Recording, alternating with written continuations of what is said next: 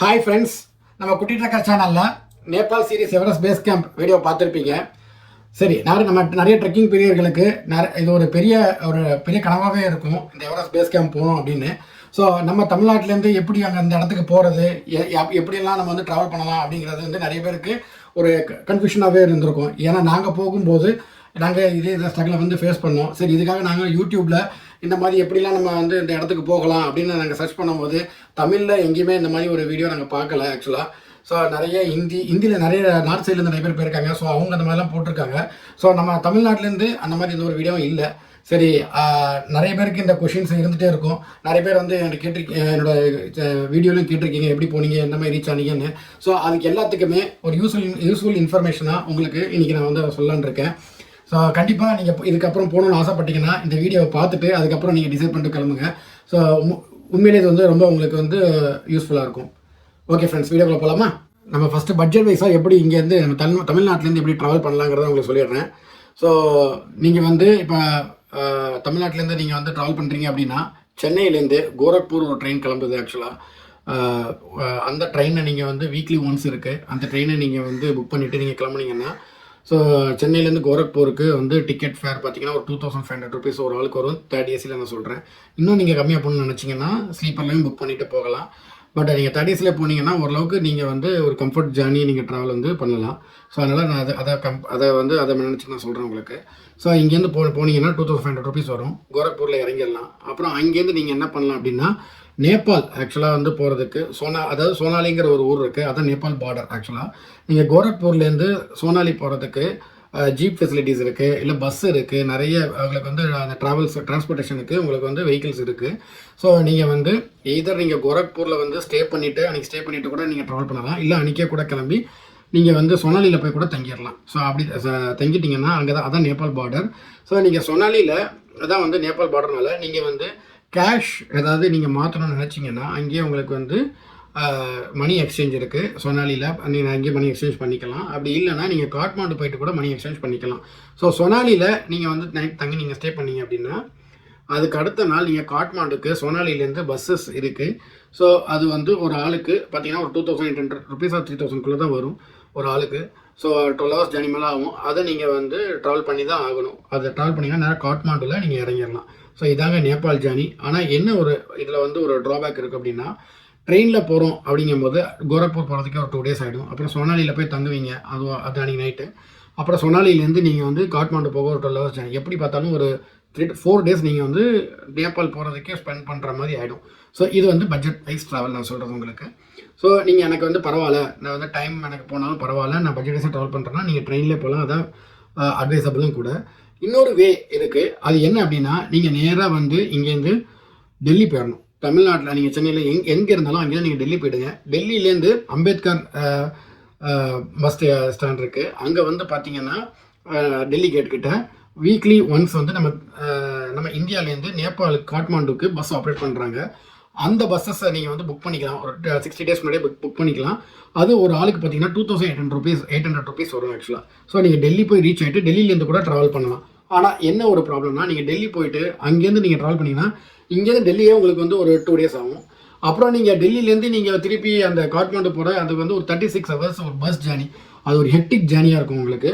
So அதுவுமே வந்து இப்போ பார்த்தீங்கன்னா ஒரு 2000 ஸ்பெண்ட் பண்ணியிருப்பீங்க. அப்புறம் டெல்லியில் ஒரு 3000, மொத்தம் பார்த்தீங்கன்னா ஒரு 6000 ஒரு 6000 7000 நம்ம வந்து நேபாளில் போயிடலாம், ரீச் ஆகலாம்னு வச்சுக்கோங்க. நான் சொல்கிறது தேர்ட் ஏசியில் நீங்கள் புக் பண்ணி போகிறீங்க, பஸ்ஸஸும் அதுவே போனீங்கன்னா 7000 rupees வரும். இதே நீங்கள் வந்து நான் கோரக்பூர் வழியாக போகிறேன், அங்கே போய்ட்டு அங்கேருந்து நான் சோனாலிலேருந்து நாங்கள் வந்து சோனாலிங்கிற நேபாள் பார்டர், அப்புறம் அங்கேருந்து நம்ம காட்மாண்டு பஸ்ஸு பிடிச்சேன் அப்படின்னு நினச்சாலும் அதுவும் ஒரு 5,000 to 6,000 அது வந்து நான் வரும். ஓகேங்களா? ஸோ மோரல்லாம் சேமாக தான் இருக்கும். பட் இது என்ன வருதுன்னா ஒரு 5 days நீங்கள் ஸ்பெண்ட் பண்ணுற மாதிரி இருக்கும். ஓகேங்களா? சரி, எனக்கு வந்து இது வந்து பட்ஜெட் வைஸ் ட்ராவல் நான் சொல்லிடுறேன் இப்போ ஃபஸ்ட்டு. சரி, இதெல்லாம் வந்து நீங்கள் வந்து காட்மாண்டு போய் ரீச் ஆகிடுறீங்க. காட்மாண்டு போனதுக்கப்புறம் ஸோ அடுத்து நம்ம வந்து எங்கே ட்ராவல் பண்ணணும் அப்படின்னா பேஸ் கேம்ப் ட்ரெக்கிங்க்கு பேஸ் பாயிண்ட் பார்த்தீங்கன்னா லுக்லா அப்படிங்கிற ஒரு இடம் இருக்குது. அங்கே தான் போய் நம்ம ட்ரெக்கிங்கை ஸ்டார்ட் பண்ணணும். ஆனால் நீங்கள் வந்து காட்மாண்டு ரீச் ஆன உடனே அந்த இடத்துக்கு போகணும்னு ஆசைப்படாதீங்க. ஒரு நாள் காட்மாண்டில் ஸ்டே பண்ணிவிட்டு கொஞ்சம் ரிலாக்ஸ் பண்ணுங்கள். அப்புறம் தமிழ் அப்படிங்கிற ஒரு ஏரியா இருக்குது நம்ம நேபாளில், காட்மாண்டுலேருந்து பக்கம் தான், அது ஏர்போர்ட்லேருந்து ரொம்ப பக்கம். ஸோ அந்த தமிழ்ங்கிற ஏரியாவில் போய் நீங்கள் வந்து என்ன பண்ணீங்கன்னா அங்கே ரூம் போட்டு ஸ்டே பண்ணிட்டீங்கன்னா நம்ம பட்ஜெட் வைஸ் ஸ்டே எல்லாமே இருக்குது, நமக்கு வேணுங்கிற மாதிரி நம்ம சர்ச் பண்ணோன்னா கிடச்சிரும். அப்புறம் அங்கே நீங்கள் ஸ்டே பண்ணிவிட்டு அந்த தமிழ்ங்கிற ஏரியாவே பார்த்தீங்கன்னா ஃபுல்லாக ட்ரெக்கிங் கியர்ஸ் கிடைக்கிறதுக்கு உண்டான ஏரியா தான். ஸோ நீங்கள் எதாவது ட்ரெக்கிங் கியர்ஸு சூட்ஸ் எதாவது வாங்கணும்னு நினச்சிங்கன்னா நீங்கள் இந்தியாவில் வாங்கிட்டு அதை இங்கேருந்து லக்கேஜ் தூக்கிட்டு போகிறதுக்கு என்னோட அட்வைஸ் என்ன சொல்லுவேன்னா, பெஸ்ட் ஆப்ஷன் நீங்கள் வந்து அங்கே போய் வாங்கிக்கோங்க. ஏன்னா அங்கே போய் வாங்கினீங்க ஏன்னு சொல்கிறேன்னா ரேட்டும் ஓரளவுக்கு நீங்கள் வந்து பார்கெயின் பண்ணி கம்மி பண்ணி வாங்கிக்கலாம். இன்னொன்று அங்கே இருக்கிற கிளாத்ஸ் வந்து நம்ம அந்த ட்ரெக்கிங் போகிறதுக்கு நல்லாவே சூட் ஆகும். ஓகேங்களா? ஸோ நாங்கள் வந்து பண்ண ஒரே ஒரு தப்பு என்ன அப்படின்னா, நாங்கள் அங்கே போய் வாங்க டைம் இருக்காதுன்னு சொல்லிட்டு அவசரமாக இங்கேயே நிறைய ஸ்பெண்ட் பண்ணிட்டோம் ட்ரெஸ்ஸஸ் கிளாத்ஸுக்கு. ஸோ அதை ஸ்பெண்ட் பண்ணி அதை கொஞ்சம் அதிகமாக ஸ்பெண்ட் பண்ணிட்டோம். அப்புறம் அங்கே போனதுக்கப்புறம் தான் தெரிஞ்சது. ஸோ அங்கேயே எல்லாமே நல்லாவே கிடைக்கிது. நீங்கள் வந்து ரெண்டலுக்கும் எடுத்துக்கலாம், நீங்கள் வந்து நான் ஓனாக வாங்கணும்னு நினச்சாலும் வாங்கிக்கலாம். ஸோ அது உங்களோட டிபெண்ட்ஸ், அது உங்களோட விஷ். ஓகேங்களா? ஸோ நீங்கள் வாங்கிட்டு ஒரு நாள் ஸ்டே பண்ணி கொஞ்சம் ரிலாக்ஸ் பண்ணி எல்லாத்தையும் வாங்கிட்டீங்கன்னா அதுக்கப்புறம் அங்கே நிறைய டூரிஸ்ட் ஏஜென்சிஸ் இருக்குது, ஆக்சுவலாக ட்ராவல் ஏஜென்சிஸ் இருக்குது. முக்கு எல்லாமே இருக்கும். நீங்கள் அங்கேயே நின்று உங்களுக்கு மணி எக்ஸ்சேஞ்ச், நீங்கள் மணியை பற்றி எக்ஸ்சேஞ்ச் பண்ணுற கவலைப்பட வேண்டாம். நம்மளோட இந்தியன் கரன்சி 100 rupees நோட்டு எல்லா இடத்துலையும் அங்கே வாங்குறாங்க. அதனால் நீங்கள் பயப்படவே தேவையில்லை. நீங்கள் இங்கேருந்து போகும்போதே கையில் ஒரு கேஷ் வந்து ஒரு எமர்ஜென்சி ஃபண்டுன்னு சொல்லிட்டு ஒரு 10,000 வந்து தனியாக எடுத்து வச்சுக்கோங்க. அதாவது ப்ரிப்பேர் பண்ணும்போது அது போக கையில் வந்து நீங்கள் ஒரு 60,000 கிட்ட நீங்கள் 50 to 60,000 வச்சுக்கிட்டீங்க அப்படின்னா நீங்கள் மணி எக்ஸ்சேஞ்ச் அங்கே போய் பண்ணும்போது, ஏன்னா நீங்கள் 15 days வந்து ட்ரெக்கிங் பண்ணணும், அங்கே நிறைய எக்ஸ்பென்ஸ் ஆகும். ஸோ அதுக்கு நான் என்ன சொல்கிறேன்னா ஒரு 50,000 40,000 தனியாக எடுத்து வச்சு அதை நீங்கள் மணி எக்ஸ்சேஞ்ச் பண்ணிக்கோங்க. தமிழ்ங்கிற ஏரியாவில் போய் அதை நீங்கள் எக்ஸ்சேஞ்ச் பண்ணாலே நீங்கள், ஏன்னா நம்மளோட ஆக்சுவலாக வந்து அவங்களோட 1 rupee வந்து பார்த்தீங்க அப்படின்னா சரி நம்மளோட 1 rupee வந்து அங்கே வந்து 1.5 to 1.6 rupees வந்து எக்ஸ்சேஞ்ச் பண்ணுவாங்க. ஸோ அதனால் நீங்கள் ஒரு 40,000 50,000 எக்ஸ்சேஞ்ச் பண்ணாலே அது ஒரு 80,000 கிட்ட உங்களுக்கு வந்துடும். அமௌண்ட்டு அங்கே அதிகமாக வந்துடும் உங்களுக்கு. ஸோ அதை நீங்கள் வாங்கிக்கிட்டு நீங்கள் வந்து அங்கே உங்களுக்கு வேணும் ட்ரெக்கிங் சூட்ஸ் எல்லாமே இது அதை போல்லேருந்து எல்லாமே நீங்கள் வாங்கிக்கலாம். அதை வாங்கிட்டு அங்கேயே நீங்கள் விசாரிச்சிங்கன்னா அங்கே வந்து பட்ஜெட் வைஸாக ட்ராவல் பண்ணுறதுக்கு அந்த இடத்துக்கு ரீச் ஆகிறதுக்கு ஜீப் ஃபெசிலிட்டிஸ் இருக்குது தமிழ்ங்கிற ஏரியாலேருந்து. ஸோ அங்கே வந்து நீங்கள் வந்து எங்கே உங்களுக்கு வந்து ஃபீஸிபிளாக இருக்கோ அவங்க ரேட்டு ஃபீஸிபிளாக உங்களுக்கு அமைதோ அங்கே நீங்கள் வந்து பார்கெயின் பண்ணி நீங்கள் வந்து ஃபிக்ஸ் பண்ணிக்கலாம். ஸோ ஏன்னா அது எல்லாமே பார்த்தீங்கன்னா டூரிஸ்ட் நம்பி தான் அந்த நேபாள் அங்கே கண்ட்ரி இருக்குது, அந்த இடமே ஃபுல்லாகவே. ஸோ அதனால் பிஸ்னஸே உங்களுக்கு. ஸோ நீங்கள் வந்து அங்கே தமிழில் வந்து நீங்கள் அன்றைக்கி நைட்டு ஸ்டே பண்ணி அங்கே எல்லாத்தையுமே நீங்கள் மணி எக்ஸ்சேஞ்ச் வாங்கிக்கலாம், சிம் கார்டு வாங்கிக்கலாம். ஸோ மறுநாள் கிளம்புறதுக்கு நீங்கள் ஜீப்பும் நீங்கள் வந்து புக் பண்ணிக்கலாம். ஓகேங்களா? ஸோ 1 day ஸ்பெண்ட் பண்ணுங்கள். அதுக்கப்புறம் ஜீப் போகிறதா இருந்தால் அந்த லுக்லாங், அதாவது ட்ரெக்கிங் நடக்கிறதுக்கு லுக்லா தான் ஸ்டார்டிங் பாயிண்ட். லுக்லாங்கிற ஒரு இடம் இருக்குது. அந்த இடத்துக்கு நம்ம நேபாளிலேருந்து லுக்லாவுக்கு ஜீப் போகும். ஆக்சுவலாக லுக்லான ஃபுல்லாக வர போகாது, கொஞ்சம் தூரம் நடந்து போகிற மாதிரி இருக்கும். பட் என்ன ஆகுனா ஜீப்பில் போகிறதா இருந்தால் 3 days ஆகும் உங்களுக்கு. ஓகேங்களா? ஏன் சொல்கிறேன்னா ஒரே நாளில் போக முடியாது, ரோடு ரொம்ப மோசமாக இருக்கும். ஸோ அதனால் வந்து ஃபஸ்ட்டு வந்து என்ன பண்ணுவாங்கன்னா தமிழ்ங்கிற ஏரியாவிலேருந்து சலேரிங்கிற ஒரு இடத்துக்கு உங்களை வந்து ட்ராவல் பண்ண வைப்பாங்க. ஒரு 8 to 10 hours ஜேர்னி. அதுவே நீங்கள் டயர்ட் ஆகிடுவீங்க. ரோடு ஃபுல்லாகவே ரொம்ப ஆஃப் ரோடாக இருக்கும். அப்புறம் சலரியிலேருந்து அடுத்த நாள் நீங்கள் ட்ராவல் பண்ணி திருப்பி பையாங்கிற ஒரு இடத்துக்கு போகணும். அப்புறம் அங்கேருந்து ஒரு இடத்துக்கு ஜெரின்னு இருக்கும், அங்கே ட்ராவல் பண்ணி அப்புறம் கொஞ்சம் நடக்க வேண்டியதாக இருக்கும். இந்த நேரத்தில் சில நேரம் லேண்ட் ஸ்லைட்லாம் நடந்ததுன்னா கொஞ்சம் வந்து கஷ்டப்படும், அந்த ஜீப் போகாது. ஆக்சுவலாக அந்த இடத்துல நீங்கள் இன்னும் ஒரு 25-30 கிலோமீட்டர் நடந்து போகிற மாதிரி இருக்கும். ஸோ அதனால் நிறைய பேர் வந்து ஜீப் வந்து ப்ரிஃபர் பண்ண மாட்டாங்க. பட் ஜீப்பில் போகிறவங்களும் இருக்காங்க. அதுமாதிரி நீங்கள் போனாலும் நீங்கள் யூஸ் பண்ணிக்கலாம். ஒன்று அது வந்து பட்ஜெட் வைஸாக நம்ம போகிறதா இருந்தால் போய்க்கலாம். ஓகேங்களா? இன்னொன்று, எனக்கு இந்த ஜீப் வேண்டாம், 3 days என்னால் ட்ராவல் பண்ண முடியாது அப்படின்னு நீங்கள் நினைக்கிறீங்க அப்படின்னா காட்மாண்டுலேருந்து லுக்லாக்கு ஃப்ளைட் இருக்குது. சின்ன ஃப்ளைட் அது. ஆக்சுவலாக ஒரே நேரத்தில் ஒரு 10-15 பேர் தான் உட்கார முடியும். சின்ன ஃப்ளைட் அது பேர். அதுக்கு வந்து அவங்க வந்து ப்ரொவைட் பண்ணுறாங்க. பட் என்னென்னா கொஞ்சம் எக்ஸ்பென்ஸாக இருக்கும். ஒரு ஆளுக்கு 13,000 to 14,000 depends on the time, depend எப்படி இருக்கோ பார்த்து அவங்க வைப்பாங்க. நம்ம வந்து பே பண்ணுற மாதிரி இருக்கும். டேரெக்டாக ஒரு 30-45 minutes கொண்டு லுக்லாவில் இறக்கிடுவாங்க. ஸோ இந்த 3 days நீங்கள் வந்து கட் பண்ணிவிட்டு நீங்கள் அதில் போகிறதா இருந்தால் போகலாம். ஸோ இது ஒரு ஆப்ஷன் இருக்குது. ஸோ நீங்கள் டைமை பார்க்குறோம், எனக்கு வந்து டைம் இல்லை அப்படின்னு நினச்சிங்கன்னா நீங்கள் அது ப்ரிஃபர் பண்ணிக்கலாம் ஃப்ளைட்டை. இல்லை எனக்கு வந்து பரவாயில்ல நான் பட்ஜெட் வைஸாக தான் போகணும்னு நினைக்கிறீங்க அப்படின்னா நீங்கள் ஜீப்லேயே போகலாம், ஒன்றும் ப்ராப்ளம் இல்லை. அதுவும் நல்லாயிருக்கும் அந்த இடமும். இன்னொன்று, இப்போ நீங்கள் லுக்லாவில் போய் இறங்கிட்டீங்க அப்படிங்க, எனக்கு வந்து இப்போ லுக்லா போயிட்டேன், இப்போ நான் வந்து எப்படி போகணுன்னு தெரியலை, யாரை காண்டாக்ட் பண்ணணும் தெரில, ஸோ 14 நாள் ட்ரெக்கிங் பண்ணணும், நான் எங்கே தங்குவேன் எங்கே சாப்பிடுவேன் அப்படின்னா நீங்கள் பயப்படவே வேண்டாம். அஸ் அ சோலோ ட்ரக்காக நீங்கள் போகிறீங்க அப்படின்னு நீங்கள் தனியாக போகிறீங்கன்னா எதுவுமே பயப்படாதீங்க. ஸோ ஏப்ரல் மே சீசனில் போனீங்க அப்படின்னா நம்ம நம்ம திருப்பதியில் கூட்டம் எப்படி போகுதோ அந்த மாதிரி தான் வந்து ஏப்ரல் மேல கூட்டம் கூட்டமாக போவாங்க. ஸோ அதனால் நீங்கள் இதுக்கு ட்ரெக்கிங்க்கு தனியாக கைடு வைக்கணும்னு அவசியம் இல்லை. நீங்கள் தனியாக போனீங்கன்னா ஒரு 3 பேர் 4 பேர் போனீங்கன்னா பிரச்சனையே இருக்காது, தாராளமாக போகலாம், கைடு தேவை கிடையாது. நீங்கள் அது கேட்டாலே வழி சொல்லிடுவாங்க, போயிட்டே இருக்கலாம். இன்னொன்று போட்டர் வேணுமான்னு கேட்டிங்கன்னா அது உங்களோட விஷயம். ஏன்னா நீங்களால் வந்து அந்த 15 நாளைக்குள்ளே வெயிட்டை தூக்கிட்டு போவேன் அப்படின்னு நினச்சிங்கன்னா அதுக்கும் போட்டர் வைக்க வேண்டாம்னா அதுவும் காசு கட்டிங் ஆகிடும். இப்போ என்னால் வேண்டாம், நான் ரெண்டுத்துக்குமே நான் போட்டர் வைக்கணும் கைடு வைக்கணும்னு நினச்சிங்கன்னா கைடுக்கு ஒரு நாளைக்கு 2500 rupees கம்பல்சரியாக கேட்பாங்க அவங்களோட நேபாள் கரன்சியில். ஓகேங்களா? அப்புறம் போட்டருக்கும் 2500 rupees கேட்பாங்க அவங்க போட்டர். இப்போ நீங்கள் ஒரு 3 பேராக போனீங்கன்னா ஷேரிங் பண்ணிங்கன்னா உங்களுக்கு வந்து காஸ்ட் வந்து அவ்வளோவா அதிகமாக போகிறதா தெரியாது. தனியாக ஃபேமிலியாக போனீங்கன்னா அதிகமாக நீங்கள் ஸ்பெண்ட் பண்ணுற மாதிரி இருக்கும். ஏன்னா நான் அதான் ஃபீல் பண்ணேன். நான் தனியாக போனதுனால நான் நிறைய கொடுத்து போகிற மாதிரி ஆகிடுச்சு. ஸோ இது நீங்கள் போனீங்கன்னா உங்களுக்கு ஃபஸ்ட்டே ப்ரிப்பேர் பண்ணிக்கோங்க ஸோ எப்படி போகலாம் அப்படிங்கிறத. ஓகேங்களா? ஸோ இது வந்து இப்போ நம்ம லுக்லாவில் போய் இப்போ இறங்கிடலாம். ஓகேங்களா? லுக்லாவில் போய் இறங்கிட்டீங்கன்னா நீங்கள் ஃபஸ்ட்டே ட்ரெக்கிங் ஸ்டார்ட் பண்ணிங்கன்னா அதுலேருந்து ஒரு 10 days ஆகும் மேலே போகிறதுக்கு. அதெல்லாம் நீங்கள் நடந்து போயிடலாம். பட் பேக்கை தூக்கிட்டு போகிறது அதெல்லாம் வந்து நீங்கள் எப்படிங்கிறத நீங்கள் முடிவு பண்ணிக்கோங்க. ஓகேங்களா? ஸோ இது ஒரு பக்கம் இருந்தால், ஸோ இது ஒரு பக்கம் இருக்கட்டும். ஸோ நீங்கள் போயிடலாம். இப்போ எதுக்காக இந்த 40,000 rupees நான் தனியாக கையில் வச்சுக்க சொன்னேன் அப்படின்னு நீங்கள் நினைப்பீங்க. ஏன் அவ்வளோ ஆகிடுமா அப்படின்னு நினைப்பீங்க.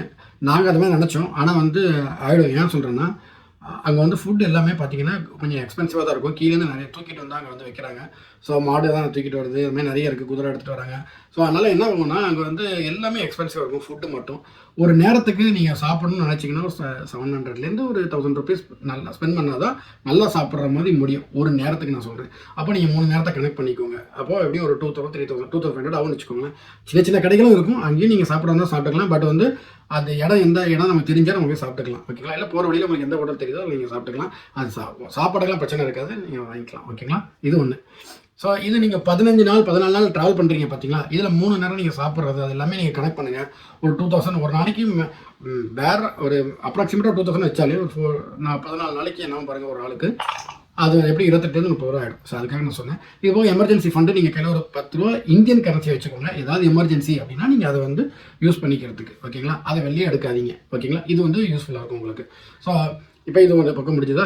சரி, இப்போ நான் வந்து ட்ரெயினில் என்னால் முடியாது, இவ்வளோ ஒரு 5 நாள் நான் ட்ராவல் பண்ணிலாம் அங்கே போய் ட்ரெக்கிங் பண்ண முடியாது, டைம் இல்லை, ஆஃபீஸ் அந்த லீவ் கிடைக்காது அப்படின்னு நினச்சிங்க அப்படின்னா ஃப்ளைட் இருக்குது, அதுவுமே நீங்கள் வந்து ப்ரிஃபர் பண்ணலாம். ஸோ ஃப்ளைட் ப்ரிஃபர் பண்ணுறவங்க அதுவும் சீப்பாக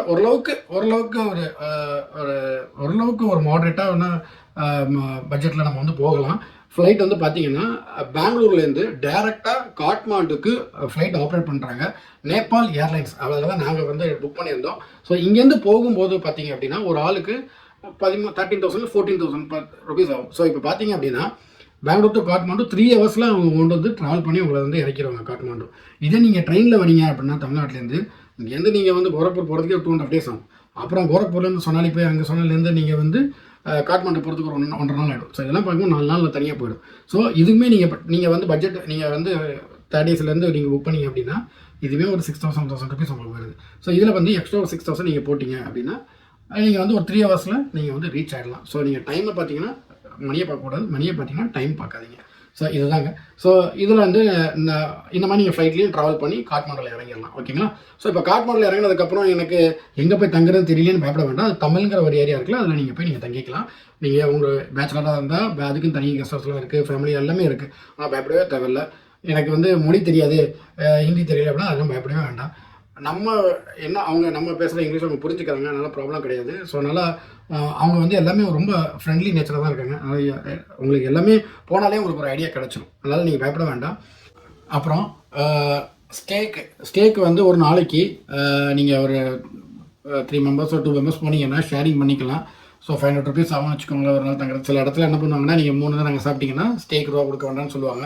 ஸோ அது கூட நீங்கள் வந்து அட்ஜஸ்ட் பண்ணிக்கலாம். ஓகேங்களா? ஸோ அதுவும் ஓரளவுக்கு ஸ்டேக்கு ஒரு 5,000 கையில் வச்சுக்கோங்க. 5 to 8,000 வரை நீங்கள் கையில் வச்சுக்கிட்டிங்கன்னா ஒரு 2 members 3 members போனீங்கன்னா ஷேர் பண்ணும்போது தெரியாது. அது 14 நாள் அக்காமடேட் ஆகிடும். இல்லைனா ஒரு நாளைக்கு 1000 ரூபாயாவது கன்ஃபார்மாக வச்சுக்கோங்க 14 நாளைக்கு. ஓகேங்களா? அப்புறம் இன்னொன்று இதுக்கு வந்து ஒன்று சொல்ல மறந்துட்டேன். ஸோ நம்ம வந்து ஹெல்த் இன்சூரன்ஸ், அதாவது ட்ராவல் இதுக்கு வந்து மேலே ஹைட்டு போக ஆக்சிஜன் கம்மியாகுது. ஸோ நம்ம ஹெல்த்துக்கு வந்து இன்சூரன்ஸ் எடுக்கணும் அப்படின்னு கேட்டிங்கன்னா என்னோடய அட்வைஸ் வந்து எடுத்துக்கோங்கன்னு தான் நான் சொல்லுவேன். ஏன் சொல்கிறேன் அப்படின்னா மேலே போகும்போது நம்ம யாருக்கு என்ன ஆகுங்கிறது தெரியாது. ஸோ அதனால் நம்ம வந்து மேலே போகும்போது யாரையும் கூப்பிடவும் முடியாது ஹெல்ப்புக்கு. ஸோ அப்போ இன்சூரன்ஸ் நீங்கள் போட்டுட்டீங்க அப்படின்னா மேலே வந்து இமிடியேட்டாக உங்களை வந்து ரெஸ்கியூ பண்ணி கூப்பிட்டு திருப்பி கீழே வரதுக்கு அவங்க சாப்பர் வச்சுருப்பாங்க. சாப்பர்னால் ஹெலிகாப்டர். ஸோ அவங்க அதில் வந்து கீழே கூட்டு வந்துடுவாங்க. சப்போஸ் மவுண்டன் சிக்னஸ் எதாவது ஆச்சு அப்படின்னா அதுக்கு நீங்கள் சப்போஸ் இன்சூரன்ஸ் எதுவும் போடாமல் போயிட்டீங்க அப்படின்னா ஒரு ஆளுக்கு மேலேருந்து சப்போஸ் ஹெலிகாப்டர்லேருந்து ரிட்டர்ன் கீழே கூட்டு வரணும்னா கண்டிப்பாக ஒரு ஆளுக்கு 1.5 lakhsலேருந்து 2 lakhs வரை அவங்க சார்ஜ் பண்ணுவாங்களாம். ஸோ அதுக்கு நீங்கள் என்ன பண்ணுங்கள், பெட்டர் நீங்கள் ஒரு இன்சூரன்ஸு போட்டு போயிடுங்க. ஸோ இன்சூரன்ஸு எதில் போடலாம் அப்படின்னு கேட்டிங்கன்னா ஏஎஸ்சி 360 இருக்குது, அட்வென்ச்சர் ஸ்போர்ட்ஸ் கவர் 360 டிகிரி அப்படின்னு இருக்குது. ஏன்னா அதில் மட்டும்தான் இந்த எவரெஸ்ட் பேஸ் கேம்ப் போகிறதுக்கு இந்த சாப்பர் ஃபெசிலிட்டிஸுக்கு எல்லாமே இன்க்ளூடடாக இன்சூரன்ஸ் வந்து கொடுக்குறாங்க. ஏன்னா மற்ற எல்லா இடத்துலையும் வந்து இன்சூரன்ஸ் உண்டுன்னு சொல்லுவாங்க, ரேட்டை கம்மியாக பண்ணி தரேன்னு சொல்லுவாங்க. பட் அதில் எல்லாமே இது வரைக்கும் அந்த 5000 அபவ் 5350 மீட்டர், அது 5000 மீட்டர் ஹையர் ஆல்டிடியூட் மேலே போகிறதுக்கு அதில் வந்து இந்த சாப்பர் ஃபெசிலிட்டிஸ்லாம் வராது மற்ற இன்சூரன்ஸில். இந்த ஏசி 360 டிகிரியில் மட்டும்தான் வருது. ஸோ நீங்கள் போடணும்னு நீங்கள் போடணும்னு ஆசைப்பட்டீங்கன்னா அதில் போடுங்க, இல்லை வேறு எதுலேயும் போடாதீங்க. இல்லை நான் போடாமல் போகிறேன், எனக்கு கம்மியான ரேட்டில் போட்டு போகிறேன்னா அதுக்கு நீங்கள் போடாமல் போகிறது நல்லது. ஏன்னா அங்கே போய்ட்டு அந்த இன்சூரன்ஸ்லாம் கவர் ஆகாது முதல்ல. ஸோ அதை தெரிஞ்சுக்கோங்க.